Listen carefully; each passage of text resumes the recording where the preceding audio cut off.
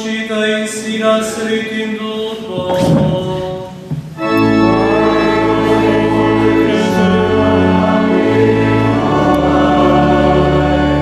Slavljen si Gospod na nebeski višavi.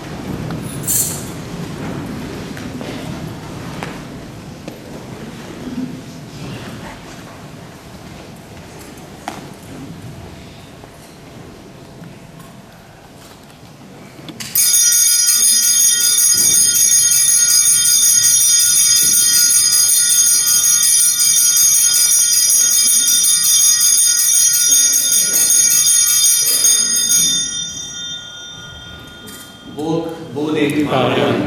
Hvala nam bodi njegovo sveto ime. Hvala nam bodi Isus Kristus, pravi Bog in pravi človek.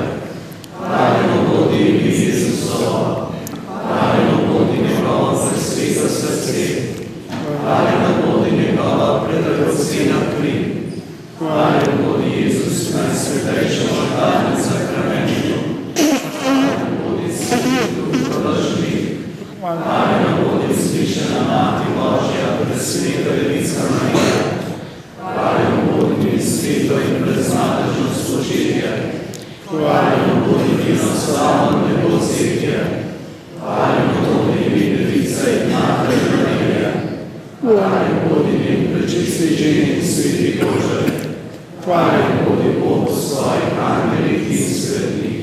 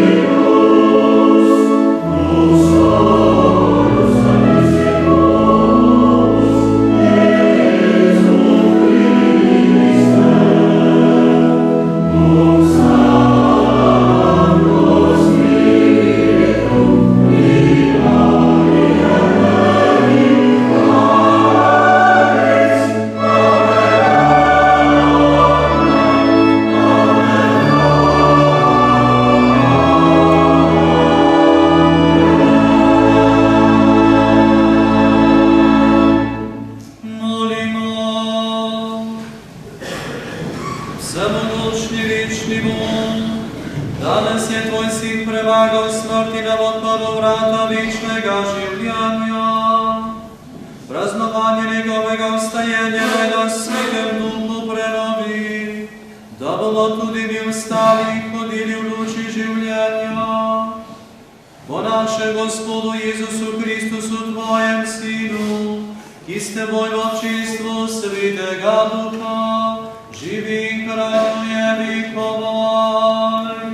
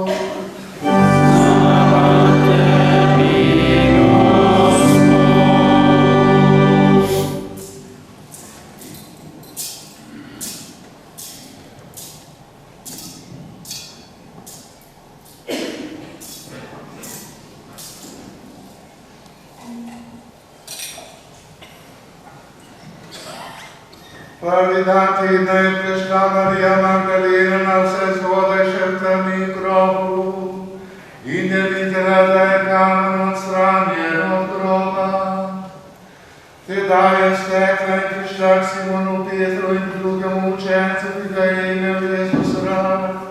Ter jima je rekla: Gospoda so vzeli iz groba in ne vemo, kam so ga položili. Peter in oni drugi učenec sta šla ven in se odpravila k grobu. Skupaj sta tekla, vendar je drugi učenec Petra prehitel in prvi prišel k grobu. Sklonil se je in videl povoje, ki so ležali tam, vendar ni vstopil.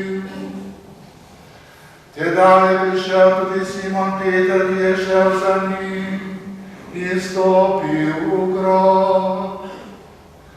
Videl je povoje, ki so ležali tam, in prtič, ki je bil na Jezusovi glavi, a ne o povojih, temveč posebej zvit na drugem mestu. Tedaj je vstopil tudi on in drugi učenec, ki je prvi prišel v grobu, in videl je in veroval. Nista še namreč razumela pisma, da mora Gospod stati od mrtvih. Kristusov evangelij.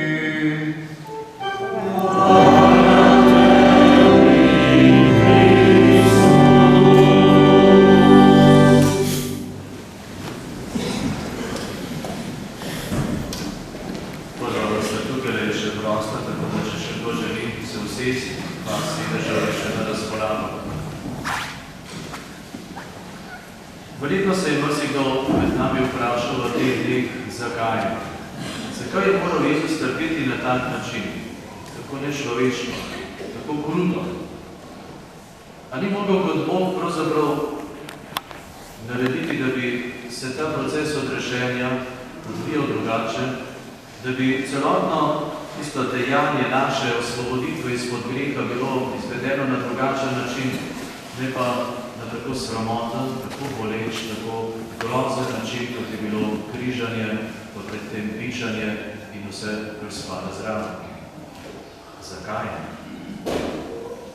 Verjetno ne bomo našli odgovora tisti, ne vem, človeško nam dosegljivi pameti, ampak mogoče nam pa lahko pomaga tudi na prispodoba, na primerjava.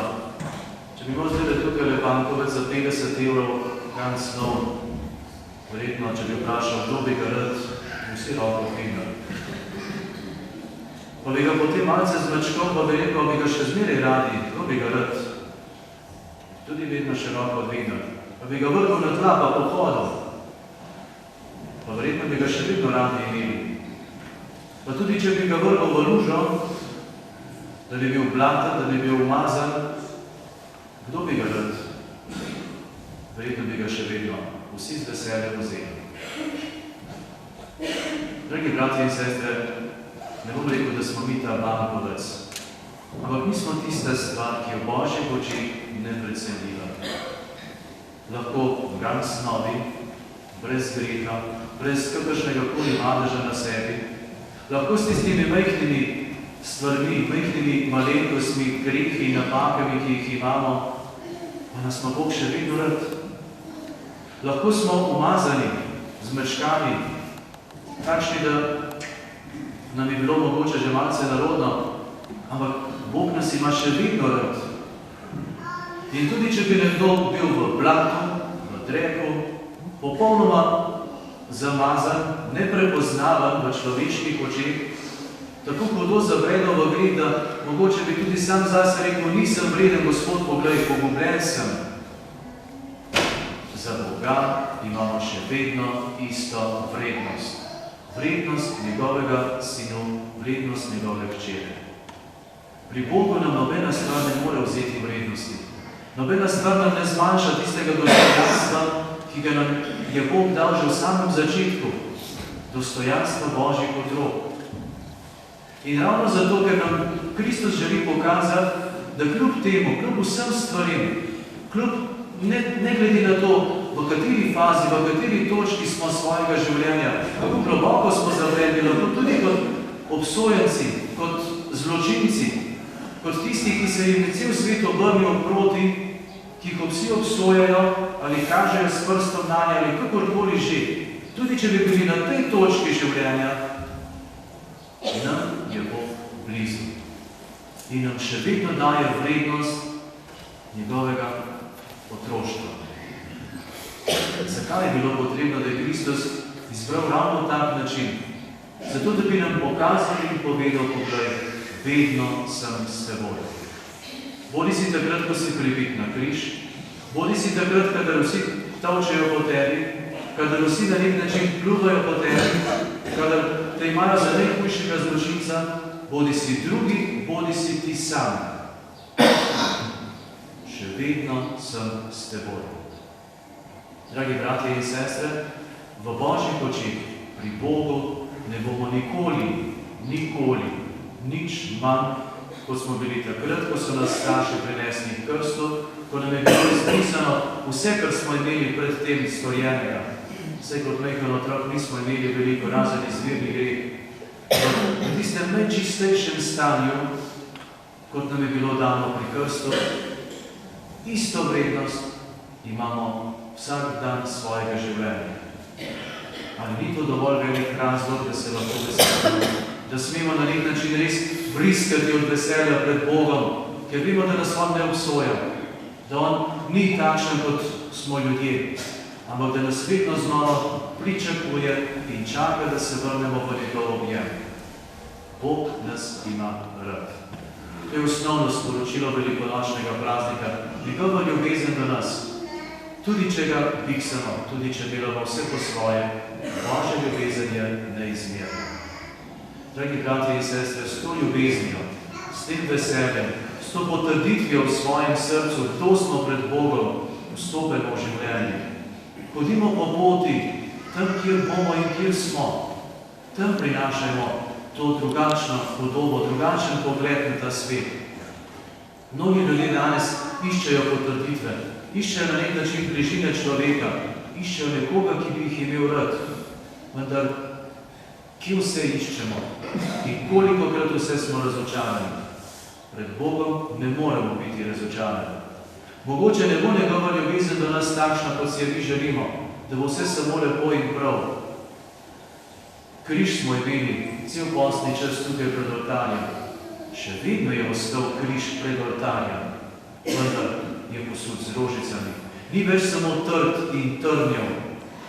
Ostal je na nek način skoraj da neprepoznaven, ker je odet v dobra dela naših otrok, ki so jih delali cel postni čas. Ker je posut z rožicami, ki spreminjajo podobo in obličje tega sveta.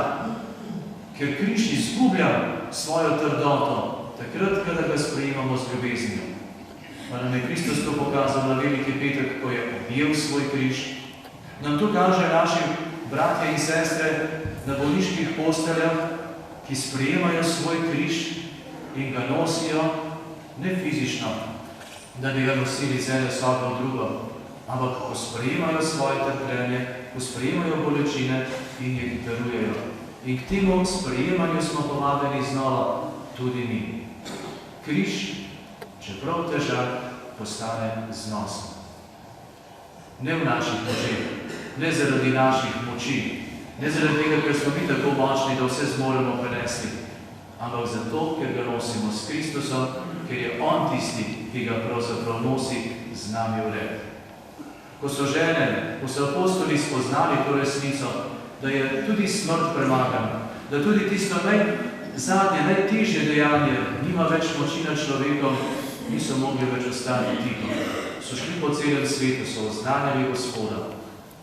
Upam in želim si, da bo tudi nam dano to res spoznati vsej polnosti, da smrt ni konec. Da vse to, kar se nam tukaj dogaja, ima nek smisel, ima neko povabilo, nek izziv, da iz tega nekaj naredimo več.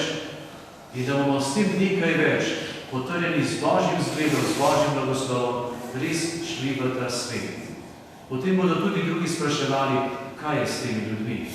Tako zgodaj so vstali sredi noči, hodijo tukaj po Domžalah, ampak domov se vračajo nasmejani, domov se vračajo polni življenja, pa ne samo današnji dan, ampak vsak dan njihovega življenja je poln veselja.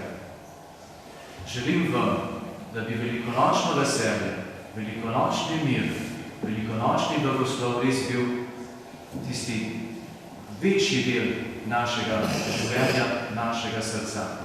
Da bodo ti dnevi, predvsem današnji, jutrišnji, celotna osmina, vsak dan našega življenja, bližina Boga, ki jo lahko potipamo, ki jo lahko živimo.